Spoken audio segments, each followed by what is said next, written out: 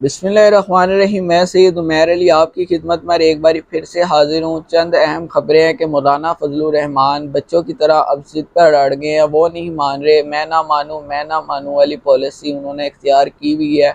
मियाँ साहब के हुक्म के मुताबिक मियाँ शहबाज शरीफ साहब से कल उनकी मुलाकात हुई है। इससे पिछली वीडियो में मैंने आपको बताया था कि मौलाना फजलुर रहमान साहब का मुतालबा क्या है। वो चाहते हैं कि इस वक्त इलेक्शन ना हो, पाकिस्तान और बदहाली का शिकार हो। सिर्फ मैं और मेरे औलाद इस वक्त इक़्तिदार में रहें, एक साल पाकिस्तानी अवाम को और मुश्किलात का सामना करना पड़े तो कोई मसला नहीं है। सिर्फ खैबर पख्तूनख्वा की असम्बली तहलील नहीं होनी चाहिए। और जो उनके बेटे के पास वजारतें हैं, डिप्टी स्पीकरशिप उनके पास है, समधी उनका गवर्नर खैबर पख्तूनख्वा लगा हुआ है। चारों हाथों से वो इस वक्त खैबर पख्तूनख्वा में काबिज हैं। वो चाहते हैं कि मेरा कब्ज़ा खैबर पख्तूनख्वा से ना उठे। एक और बड़ा मुतालबा उनकी तरफ से सामने आ गया। शहबाज शरीफ साहब से उन्होंने कल मुलाकात की। उसमें उन्होंने कहा कि चलें, आप लोग कह रहे हैं कि इलेक्शन करवाना है, इलेक्शन पे जाना है, तो मैं एक शर्त पे इलेक्शन के लिए मान जाता हूँ, अगर आप मुझे सदर पाकिस्तान बना दें। ये देखें, आप सुनकर भी कितनी हंसी आती है कि एक छोटी सी जमात ये यूआई अब उनका जो सरबराह है वो सदर पाकिस्तान बन सकता है। मुमकिन है पाकिस्तान में कुछ भी हो सकता है। जरदारी साहब अगर सदर बन सकते हैं तो मौलाना फजलुर रहमान साहब भी बन सकते हैं। अगर मौलाना फजलुर रहमान साहब पीडीएम के सरबराह बन सकते हैं, उनके सदर बन सकते हैं, तो पाकिस्तान के भी बन सकते हैं। सवाल तो ये है कि पाकिस्तान में मेरिट थोड़ी है। पाकिस्तान में तो ये फेवरेटिज़म है, जिसकी यानी कि हमदर्दी ज़्यादा है, ऊपर अदारों में जिसकी कबूलियत है वो कुछ भी बन सकता है। मगर ये मुतालबा उनका माना नहीं जा सकता, क्योंकि इसके उम्मीदवार जरदारी साहब भी हैं। और मौलाना फजलुर रहमान साहब का गिला भी यही है कि जरदारी साहब की पार्टी को भी 30 से 40% इस हुकूमत में हिस्सा दिया गया है। अहम वजारतें पीपल्स पार्टी के पास हैं। वज़ीर ख़ारजा बिलावल भुट्टो हैं और पीपल्स पार्टी का नेशनल असम्बली में स्पीकर भी है। और नून लीग के पास भी वज़ीर आज़म उनका है, और भी अहम वजारतें नून लीग के पास हैं।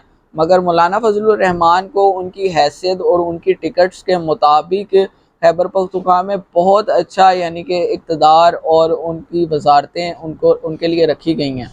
पीडीएम के सरबराह हैं मौलाना फजलुर रहमान। उनके इत्तेहादी जमात एएनपी, उनकी जानिब से भी मौलाना फजलुर रहमान को काफ़ी तनकीद का सामना करना पड़ रहा है। और काफ़ी तनकीद एमल वली खान की जानिब से की जा रही है, जो कि खैबर पख्तूनख्वा की एक सियासी जमात है। एमल वली खान उनके सदर हैं। उनका क्या कहना है, उन्होंने काफ़ी इल्ज़ामात लगाए हुए हैं। उन्होंने कहा मौलाना फजलुर रहमान कोई खैबर पख्तूनख्वा की हुकूमत या उनकी अवाम हलवा नहीं है, इनको हलवा समझकर मत खाएं।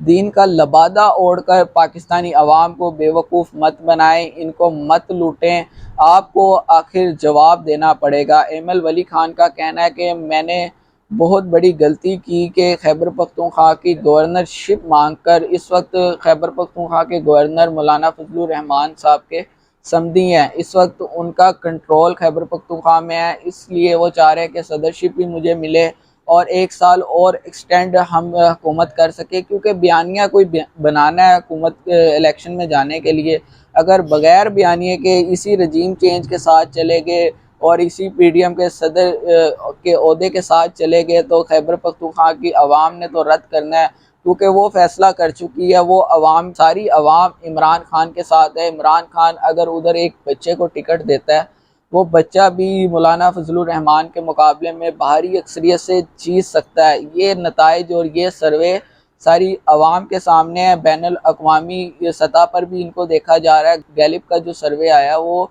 70% इमरान खान की वाज़िया बरतरी के आसार उसमें नज़र आए हैं। और रेमिटिस की बात करें कि ओवरसीज़ पाकिस्तानी इस वक्त पाकिस्तान में कितना यकीन कर रहे हैं और कितनी इन्वेस्टमेंट कर रहे हैं। गुज़िश्ता साल से लेकर जब से रजीम चेंज वजूद में आया है, कितना हमें पाकिस्तान को नुकसान उठाना पड़ा है, ये मैं आपको तफसीलन बताऊंगा कि इस साल के अंदर हमें ओवरसीज़ पाकिस्तान की जानिब से कितना नुकसान उठाना पड़ा है। ओवरसीज़ पाकिस्तानी इस हुकूमत पर बिल्कुल यकीन नहीं कर रहे और یقین نہ کرنے کی وجہ سے پاکستان کو کتنا نقصان اس وقت اٹھانا پڑ رہا ہے۔ پہلے میں آپ کو بتا دوں کہ ہم آئی ایم ایف سے ہم کتنا قرضہ حاصل کرنے کے لیے سیدھے الٹے ترلے منتیں کر رہے ہیں۔ صرف 3 ارب ڈالر کے لیے ہم آئی ایم ایف کے ترلے پیروں پہ پڑ رہے ہیں کہ ہمیں یہ قسط جاری کر دی جائے تاکہ پاکستان ڈیفالٹ سے بچ جائے۔ سب سے پہلی پیورٹی تو ہماری پاکستانیوں کی حکومت کی یہی ہے کہ مانگنا کس سے اور مانگنا کیسے کسی سے پیسہ حاصل کرنا ہے، اور پاکستانی وہاں پر لگانا ہے یا نہیں لگانا ہے یہ تو بعد کی بات ہے۔ پہلے کس ممالک سے مدد حاصل کی جائے اور کس ادارے سے پاکستان کو قرضہ مل سکتا ہے، مگر ایک طرف اوورسیز پاکستانیوں کو نظر انداز کیا جا رہا ہے، جہاں 3 ارب ڈالر کے لیے ساری پالیسی بدلی جا رہی ہیں، کس کی شیورٹی دی جا رہی ہے، مگر اوورسیز پاکستانی صرف 1 سال کے اندر ان کا یقین بحال نہ کر کے حکومت کو کتنا نقصان ہوا ہے، حکومت کو تو نہیں صرف پاکستانی قوم کو، پاکستان کو کتنا نقصان ہوا ہے۔ ناظرین، 4.25 ارب کا اس وقت پاکستان کو نقصان ہو چکا ہے 1 سال کے اندر، 4.25 ارب ڈالر۔ جہاں ہم 3 ارب کے لیے ترلے کر رہے ہیں وہاں ہم 4.25 ارب اور پاکستانیوں کو نظر انداز کر رہے ہیں۔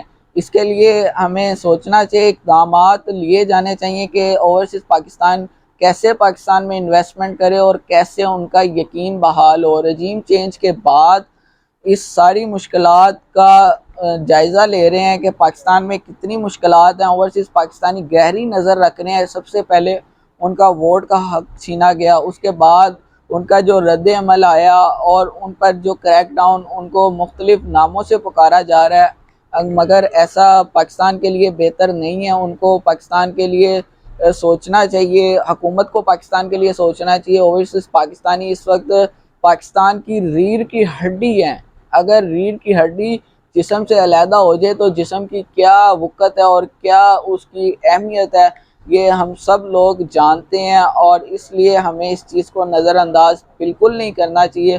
اوورسیز پاکستانیوں کو ان کا حق دینا چاہیے اور اوورسیز پاکستانیوں کا یقین بحال کروانا چاہیے۔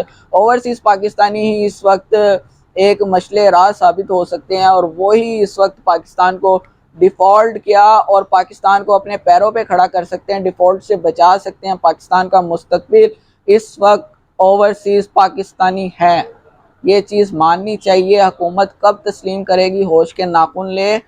اس وقت پاکستانی جو معیشت کا حال ہے وہ سب کے سامنے ہے۔ 38% پاکستانی کو مہنگائی کا سامنا کرنا پڑا ہے۔